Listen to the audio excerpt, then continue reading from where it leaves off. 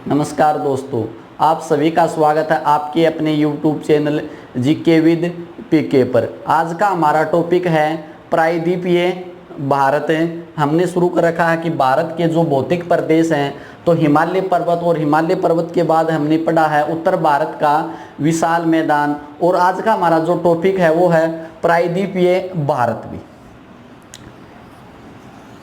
कि प्रायद्वीपीय भारत है, प्रायद्वीपीय भारत, कि प्रायद्वीपीय भारत से कौन कौन से क्वेश्चन बनते हैं। तो सबसे पहले तो यह है कि भाई प्रायद्वीप होता क्या है। तो कोई भी ऐसा क्षेत्र जो तीन ओर से जल से घिरा हो भी, कि कोई भी ऐसा क्षेत्र जिसके तीन ओर समुद्र लगता हो उसे कहा जाता है प्रायद्वीप। और जो भारत का ये क्षेत्र है भी, कि भारत का ये जो क्षेत्र है इसे कहा जाता है प्रायद्वीप। और इसके पश्चिम में है अरब सागर, बंगाल की खाड़ी और हिंद महासागर भी, हिंद महासागर। ये अपना प्रायद्वीपीय भारत है। तो जो ये प्रायद्वीपीय भारत है ये भारत का सबसे प्राचीन भौतिक विभाग है भी, कि भारत का सबसे प्राचीन भौतिक विभाग कौन सा है। तो भारत का सबसे प्राचीन क्षेत्र है, ये भी सबसे प्राचीन भूभाग है, भारत का सबसे प्राचीन भूभाग है। इसके साथ इसका जो निर्माण हुआ वो गोंडवाना लैंड से अलग हुआ है भी, कि कहाँ से है। तो प्रायद्वीपीय भारत पहले गोंडवाना लैंड का भाग था, कि शुरुआत में हमने पढ़ा कि संसार में केवल एक ही महाद्वीप था, उस महाद्वीप का नाम था पेंजिया। पेंजिया आगे चलकर दो भागों में टूट गया था, एक है अंगारा लैंड और एक है गोंडवाना लैंड। तो ये जो अपना प्रायद्वीपीय भारत है यह गोंडवाना लैंड से अलग हुआ है। तो ये भारत का सबसे प्राचीन क्षेत्र है और सबसे बड़ा भौतिक विभाग है भी, कि हम भारत को 6 बड़े बड़े भागों में बांटते हैं। तो सबसे बड़ा भौतिक भाग जो भारत का है वो अपना प्रायद्वीपीय भारत है। और इस प्रायद्वीपीय भारत का जो क्षेत्रफल लगभग 16 लाख वर्ग किलोमीटर, कि इसका क्षेत्रफल कितना है। तो इसका जो क्षेत्रफल है वो है 16 लाख वर्ग किलोमीटर। इसकी जो उत्तरी सीमा है भी, कि उत्तरी और पश्चिमी सीमा निर्धारित होती है, उत्तरी सीमा अरावली पर्वत श्रृंखला से भी, उत्तरी पश्चिमी सीमा पर है अरावली। और पश्चिम में जो सीमा है वो है गिर पर्वत भी, पश्चिम में है गिर पर्वत। और यहाँ पर है अगस्त्य मलाई की पहाड़ियाँ, अगस्त्य मलाई की पहाड़ियाँ। और पूर्व में है राजमहल की पहाड़ियाँ भी, कि भारत का जो प्रायद्वीपीय भारत है या दक्षिण का जो भारत है इसकी उत्तर पश्चिमी सीमा पर कौन सा पर्वत श्रृंखला है, अरावली है। पूर्व में कौन है, राजमहल की पहाड़ियाँ हैं। पश्चिम में है गिर की पहाड़ियाँ और दक्षिण में है अगस्त्य मलाई की पहाड़ियाँ। इनके बीच में जो क्षेत्र है उसे कहा जाता है प्रायद्वीपीय भारत। 16 लाख वर्ग किलोमीटर में फैला हुआ है। इसकी इस प्रकार लंबाई, कि भाई उत्तर से दक्षिण की लंबाई, पूर्व से पश्चिम की लंबाई कितनी है। तो उत्तर से दक्षिण की लंबाई 1600 किलोमीटर है और पूर्व से पश्चिम की लंबाई है 1400 किलोमीटर। तो भारत का सबसे प्राचीन भूभाग कहाँ से अलग हुआ, गोंडवाना से। इसकी उत्तरी पश्चिमी सीमा पर कौन सी प्रमुख पर्वत श्रृंखला है, अरावली। पश्चिम में कौन निर्धारित करता है, गिर। दक्षिण में अगस्त्य मलाई, पूर्व में राजमहल की पहाड़ियाँ। क्षेत्रफल 16 लाख वर्ग किलोमीटर में। जो प्रायद्वीपीय भारत है इसमें जो प्रमुख पर्वत श्रृंखलाएं हैं भी, कि प्रायद्वीपीय भारत है इसकी जो प्रमुख पर्वत श्रृंखलाएं हैं वो कौन कौन सी हैं। तो वो देखते हैं इसकी प्रमुख पर्वत श्रृंखलाएं कौन कौन सी हैं। तो ये जो क्षेत्र है अपना यहाँ पर है इस प्रकार है। तो यहाँ पर है अरावली पर्वत भी, अरावली पर्वत श्रृंखला, कि इसकी जो प्रमुख श्रृंखला है उत्तर पश्चिम में अरावली। और अरावली है अवशिष्ट पर्वत का उदाहरण भी, अवशिष्ट पर्वत का उदाहरण है भी कि किस प्रकार का पर्वत है अरावली। तो अरावली एक अवशिष्ट पर्वत का उदाहरण है और यह गुजरात से लेकर भी दिल्ली तक फैली हुई है भी कि गुजरात से लेकर अरावली पर्वत श्रृंखला दिल्ली तक फैली हुई है। इसकी लंबाई लगभग 692 किलोमीटर है भी कि अरावली पर्वत श्रृंखला की लंबाई लगभग कितनी है, तो इसकी लंबाई है 692 किलोमीटर। राजस्थान, गुजरात, हरियाणा और हरियाणा के बाद यह दिल्ली तक फैली हुई है। और अरावली पर्वत श्रृंखला इसकी जो सबसे ऊंची चोटी भी, अरावली पर्वत श्रृंखला है इसकी सबसे ऊंची चोटी कौन सी है, तो इसकी सबसे ऊंची चोटी है गुरु शिखर। इसकी सबसे ऊंची चोटी है गुरु शिखर, 17-22 मीटर भी, 17-22 मीटर इसकी ऊंचाई है। और यह राजस्थान में स्थित है भी कि कहाँ पर है राजस्थान, और राजस्थान में किस जिले में है, सिरोही जिले में भी, राजस्थान के सिरोही जिले में यह स्थित है। अरावली की सबसे ऊंची चोटी गुरु शिखर कहाँ पर है, राजस्थान में, ऊंचाई 17-22 मीटर। और इस चोटी जो अरावली पर्वत श्रृंखला इसकी जो सबसे ऊंची चोटी, यहाँ पर एक प्रमुख पर्वत स्टेशन है, हिल स्टेशन है माउंट आबू भी, माउंट आबू हिल स्टेशन भी कि माउंट आबू हिल स्टेशन कहाँ पर है, तो माउंट आबू हिल स्टेशन है राजस्थान में गुरु शिखर चोटी पर। यह संसार की सबसे प्राचीन पर्वत श्रृंखला भी, संसार की सबसे प्राचीन पर्वत श्रृंखला है। तो अरावली पर्वत श्रृंखला गुजरात से लेकर दिल्ली तक, सबसे ज़्यादा अरावली पर्वत श्रृंखला का विस्तार है राजस्थान में भी कि सबसे ज़्यादा अरावली श्रृंखला किस राज्य में फैली हुई, तो सबसे ज़्यादा अरावली पर्वत श्रृंखला है राजस्थान में फैली हुई है। और कहाँ तक फैली हुई है, दिल्ली।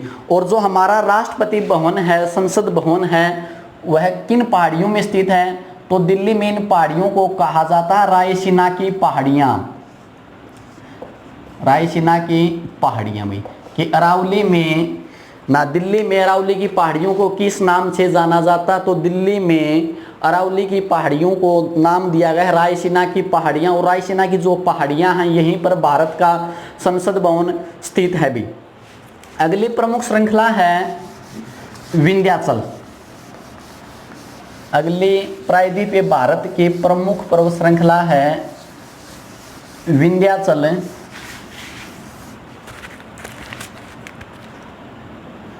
इस प्रकार फैली हुई विंध्याचल भी गुजरात से लेकर यूपी बिहार तक यह प्रमुख श्रृंखला फैली हुई है भी, विंध्याचल पर्वत श्रृंखला भी कि विंध्याचल पर्वत श्रृंखला यह है गुजरात, एमपी, बिहार, यूपी, इस प्रकार यह 3-4 राज्यों में यह फैली हुई है। और विंध्याचल पर्वत श्रृंखला है बलोक पर्वत का उदाहरण भी। कौन सा पर्वत का उदाहरण है, तो विंध्याचल है बलोक पर्वत का उदाहरण। गुजरात से लेकर बिहार, यूपी तक यह फैली हुई है।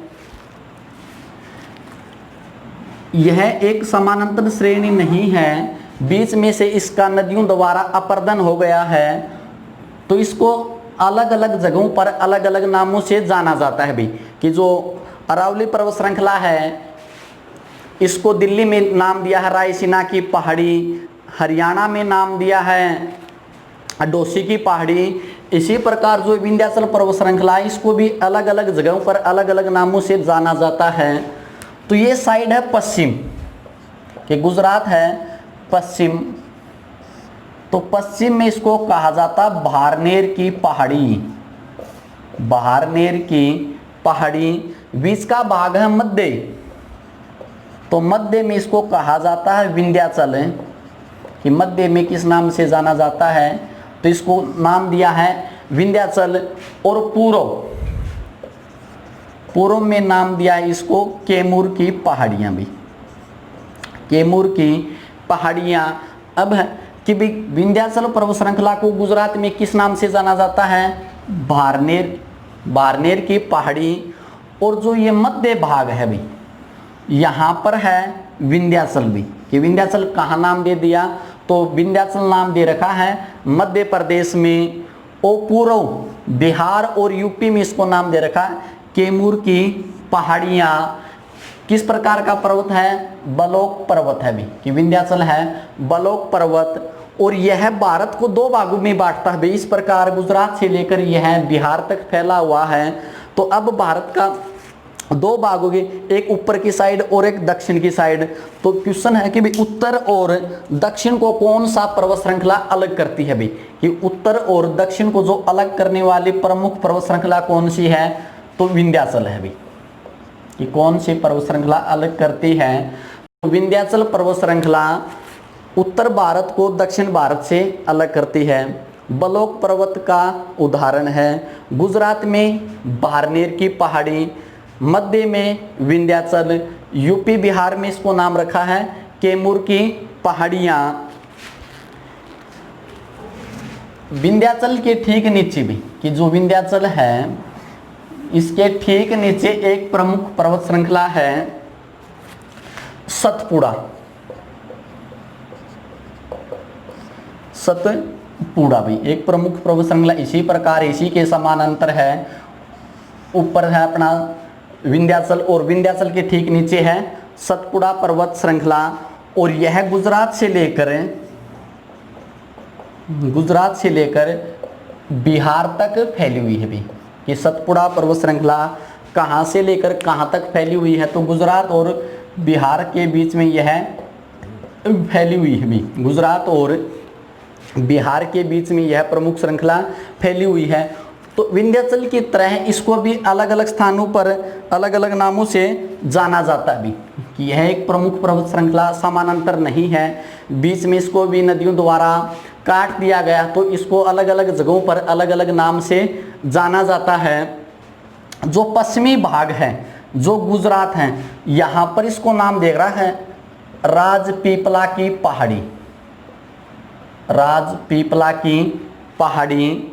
जो मध्य भाग है वहां पर इसका नाम है महादेव की पहाड़ी, महादेव की पहाड़ी, और जो पूर्वी भाग है वहां पर है मैकाल की पहाड़ी भी, मैकाल की पहाड़ी। पूर्वी भाग में है मैकाल की पहाड़ी, मध्य भाग में है महादेव की पहाड़ी, और पश्चिम साइड में है राजपीपला की पहाड़ी। और जो ये तीन हैं इनमें जो सबसे ऊंचा है भी वो है महादेव की पहाड़ी, सबसे ऊंची बताई गई है। और इस सतपुड़ा जो पर्वत श्रृंखला इसकी सबसे ऊंची चोटी है, सबसे ऊंची चोटी धूपगढ़ी भी,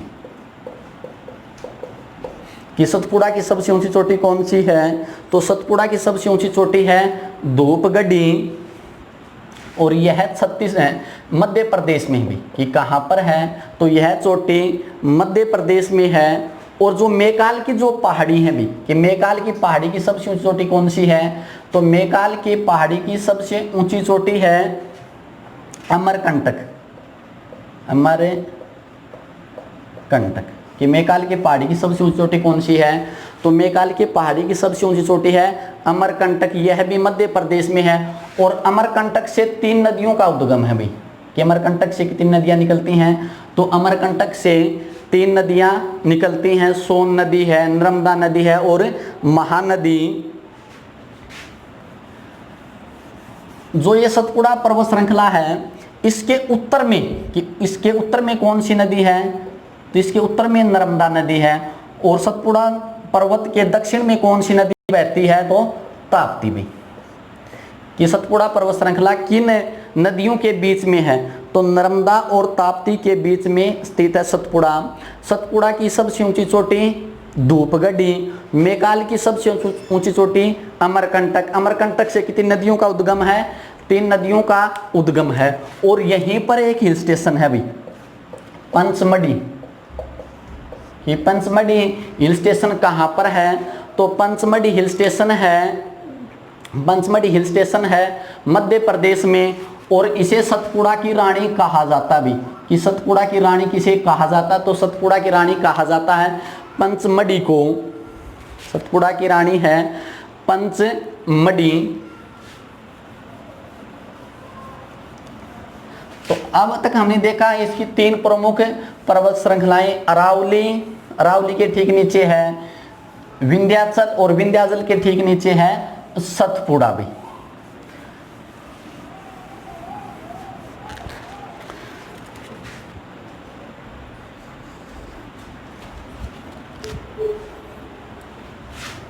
ये जो क्षेत्र है अपना, इसे कहा जाता है पश्चिमी घाट भी। किन पहाड़ियों के अलावा पश्चिमी घाट, ये जो क्षेत्र है ये है पश्चिमी घाट भी, इसे कहा जाता है पश्चिमी घाट और इसे कहा जाता है पूर्वी घाट भी। पूर्वी घाट और पश्चिमी घाट। तो पश्चिमी घाट एक पर्वत श्रृंखला न होकर एक भ्रंश कगार है भी, भ्रंश कगार है जो ताप्ती नदी के मुहाने से लेकर कन्याकुमारी तक फैला हुआ है भी। कि कहाँ से कहाँ तक है, तो ताप्ती नदी के मुहाने से लेकर कन्याकुमारी के बीच में फैला हुआ है। इसी को कहा जाता है पश्चिमी घाट। और पश्चिमी घाट को महाराष्ट्र में कहा जाता है सह्याद्री भी। कि पश्चिमी घाट का दूसरा नाम क्या है, तो पश्चिमी घाट का दूसरा नाम है सह्याद्री। पश्चिमी घाट का दूसरा नाम क्या है, सह्याद्री। ताप्ती से लेकर कन्याकुमारी नदी के बीच में यह फैला हुआ है और इसकी लंबाई लगभग है 1600 किलोमीटर भी।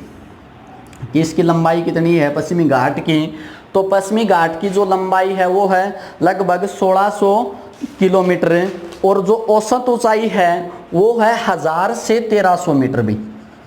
कि औसत ऊंचाई कितनी है, तो इसकी औसत ऊंचाई है 1000 से 1300 मीटर के बीच में इसकी औसत ऊंचाई है। तो इस क्षेत्र में भी हमें अनेक प्रमुख पर्वत श्रृंखलाएं देखने को मिलती हैं। वो देखते हैं कौन कौन सी हैं भी। इस क्षेत्र में भी हमें अनेक प्रमुख पर्वत श्रृंखलाएं देखने को मिलती, तो वो कौन कौन सी हैं। ये जो क्षेत्र है अपना केरल साइड में, यहाँ पर एक पहाड़ी है अन्नामलाई भी। अन्नामलाई की पहाड़ी केरल में भी। कि अन्नामलाई की पहाड़ी कहाँ पर हैं, तो अन्नामलाई की पहाड़ी केरल में है। और अन्नामलाई की पहाड़ी की जो सबसे ऊंची चोटी वो है अन्नेमुदी 2696 मीटर भी। 2696 मीटर, इसको उस ऊंचाई कितनी 2696 मीटर है। तो जो अपना मध्य भारत है भी, कि मध्य भारत की सबसे ऊंची चोटी है गुरु शिखर। भारत की सबसे ऊंची चोटी कौन सी है, केटू। और ये कौन सा भारत है, तो ये दक्षिण भारत है। तो दक्षिण भारत की सबसे ऊंची चोटी कौन सी है, दक्षिण भारत की सबसे ऊंची चोटी है अन्नेमुदी। ऊंचाई है 2696 मीटर। और किन पहाड़ियों में स्थित है, अन्नामलाई की पहाड़ियों में स्थित है। और किस राज्य में स्थित है, केरल में भी। कि किस राज्य में स्थित है, तो यह केरल में स्थित है। और यहाँ पर हमें मिलेंगी, सबसे दक्षिण में मिलेंगी हमें पहाड़ी अगस्त्यमलाई की पहाड़ियाँ भी। अगस्त्यमलाई की पहाड़ियाँ भी। कि कहाँ पर हैं अगस्त्यमलाई की पहाड़ियाँ, अपने सबसे दक्षिण में केरल में हैं अगस्त्यमलाई की पहाड़ियाँ। इन पहाड़ियों के ठीक ऊपर मिलेंगी हमें कार्डेममम की पहाड़ी भी।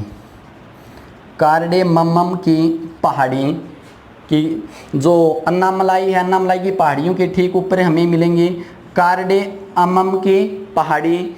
और इन्हीं पहाड़ियों को कहा जाता है इलायची की पहाड़ियाँ भी। इलायची की पहाड़ी, इलायची की पहाड़ियाँ कहाँ पर हैं, तो इलायची की पहाड़ियाँ हैं केरल में। इसी को कहा जाता है कार्डेममम। तो इलायची नाम क्यों दे रखा है, क्योंकि यहाँ पर इन पहाड़ियों में कौन सी फसल होती है, इलायची। तो इलायची की फसल के लिए कौन सी पहाड़ी प्रसिद्ध है, कार्डेममम की पहाड़ी केरल। केरल के बाद ये जो क्षेत्र है अपना कर्नाटक, और कर्नाटक में हमें पहाड़ी मिलेंगी बाबा बुदन की पहाड़ी। बाबा बुदन की पहाड़ी कर्नाटक की। बाबा बुदन की पहाड़ी कहाँ पर है? तो बाबा बुदन की पहाड़ी है कर्नाटक में, और ये है लौह उत्पादन के लिए प्रसिद्ध भी। कि लौह उत्पादन के लिए कौन सी पहाड़ियाँ प्रसिद्ध हैं? तो लौह उत्पादन के लिए प्रसिद्ध हैं बाबा बुदन की पहाड़ी। अगली पहाड़ियाँ मिलेंगी हमें महाराष्ट्र में, यहाँ पर अपना गिर की पहाड़ी, और महाराष्ट्र में जो पहाड़ी है इनका नाम है महाबलेश्वर की पहाड़ी। महाबलेश्वर की पहाड़ी भी, महाबलेश्वर की पहाड़ी।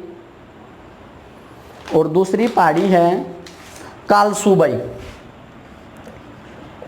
कालसूबाई की पहाड़ी भी, कालसूबाई की पहाड़ी।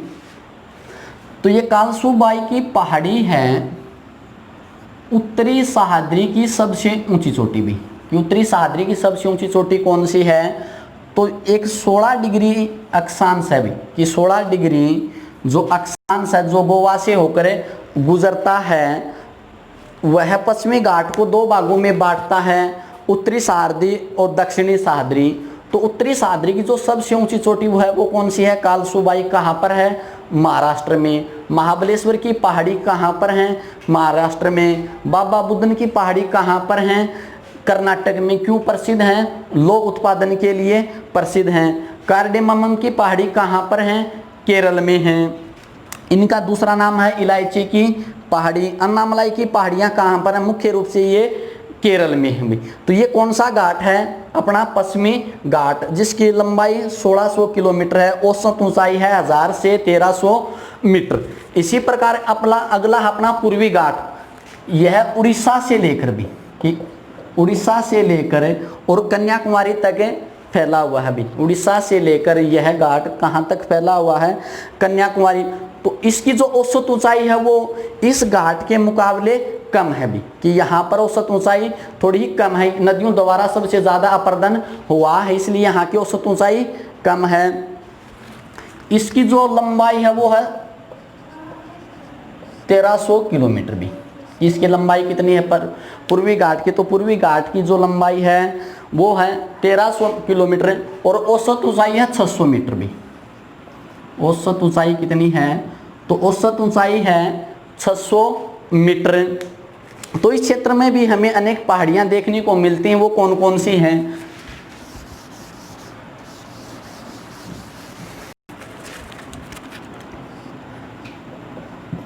पापी कोंडा की पहाड़ी, नल्ला मल्ला की पहाड़ी,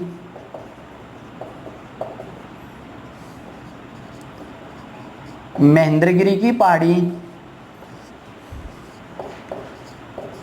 गुलामगिरी की पहाड़ी, गुलामगिरी की पहाड़ी,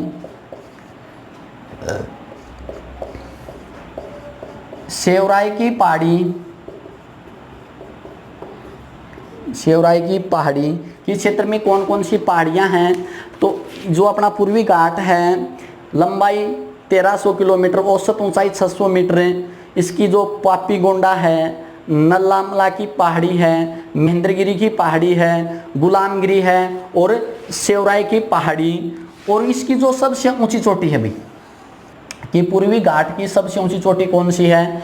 तो पूर्वी घाट की सबसे ऊंची चोटी है महेंद्रगिरी की पहाड़ी भी। पूर्वी घाट की सबसे ऊंची चोटी है महेंद्रगिरी की पहाड़ियाँ, जहाँ पर पूर्वी घाट और पश्चिमी घाट आपस में मिलते हैं भी, कि जहाँ पर यह दोनों घाट आपस में मिलते हैं, कि जहाँ पर पूर्वी घाट और पश्चिमी घाट मिलते हैं, तो वहाँ पर जो पहाड़ी हैं उन्हें कहा जाता है नीलगिरी की पहाड़ी भी। नीलगिरी की पहाड़ी, कि उसे क्या कहा जाता है? तो उसे कहा जाता है नीलगिरी की पहाड़ी। और नीलगिरी की जो पहाड़ी है इसकी सबसे ऊंची चोटी है टोडा बेटा, टोडा बेटा। इसकी सबसे ऊंची चोटी कौन सी है? तो टोडा बेटा इसकी सबसे ऊंची चोटी है 26 से 37 मीटर भी, 26-37 मीटर इसकी ऊंचाई है। तो दक्षिण भारत की सबसे ऊंची चोटी अन्यमुदी। तो तो डोडा बेटा है दक्षिण भारत की दूसरी सबसे ऊंची चोटी। किन पहाड़ी में स्थित है? नीलगिरी की पहाड़ियों में स्थित है भी, नीलगिरी की पहाड़ियों में यह स्थित है। और यहाँ पर चाय और कॉफ़ी काफ़ी ज़्यादा होती है भी, तो चाय के और कॉफ़ी के लिए यह पहाड़ी प्रसिद्ध है। कि नीलगिरी की पहाड़ी किसके लिए प्रसिद्ध है? नीलगिरी की पहाड़ी चाय और कॉफ़ी के लिए प्रसिद्ध है। और यहाँ पर एक जनजाति पाई जाती है टोडा। नीलगिरी की पहाड़ियों की प्रमुख जनजाति कौन सी है? तो नीलगिरी की पहाड़ियों की प्रमुख जनजाति है टोडा जनजाति। तो इस प्रकार आज हमने पढ़ा है पूर्वी घाट और पश्चिमी घाट या फिर प्रायद्वीपीय भारत। पश्चिमी घाट 1600 किलोमीटर भी, पूर्वी घाट 1300, औसत ऊंचाई 1000 से 1300, औसत ऊंचाई 600 मीटर भी। प्रमुख पहाड़ी गिर की पहाड़ी, महाबलेश्वर की पहाड़ी, कालसूबाई, बाबा बुदन, कार्डेमम, अन्नामलाई की पहाड़ी और अगस्त्यमलाई की पहाड़ी। नीलगिरी की जो एक क्वेश्चन रह गया ऊटी, कि ऊटी हिल स्टेशन किन पहाड़ियों में स्थित है? तो ऊटी पर्यटन केंद्र है नीलगिरी की पहाड़ियों में स्थित है। और यहाँ पर है पालनी की पहाड़ी भी, केरल और तमिलनाडु में हमें मिलेंगी पालनी की पहाड़ियाँ। और पालनी की पहाड़ियों का जो प्रमुख पर्यटन केंद्र है वो है कोडाई कनाल भी। कोडाई कनाल है पालनी की पहाड़ियों का प्रमुख पर्यटन केंद्र। अन्नामलाई की सबसे ऊंची चोटी अनेमुदी, दक्षिण भारत की सबसे ऊंची चोटी अनेमुदी, पश्चिमी घाट की सबसे ऊंची चोटी अनेमुदी, पूर्वी घाट नीलगिरी सबसे ऊंची चोटी या फिर दक्षिण भारत की दूसरी सबसे ऊंची चोटी। प्रसिद्ध क्यों है? चाय और कॉफी के लिए। प्रमुख जनजाति कौन सी है? टोडाबी। पूर्वी घाट की सबसे ऊंची चोटी महेंद्रगिरी की पहाड़ी। प्रमुख है पापीकोंडा है, नल्ला मल्ला है, महेंद्रगिरी है, गुलामगिरी की पहाड़ी, शिवराय की पहाड़ी आदि। तो इस प्रकार आज हमारा एक है चैप्टर या फिर एक जो भौतिक विभाजन है वो कंप्लीट हो गया प्रायद्वीपीय भारत। और यहाँ से एसएससी कोई भी है एग्जाम वो सबसे ज़्यादा क्वेश्चन प्रायद्वीपीय भारत के बनते हैं भी।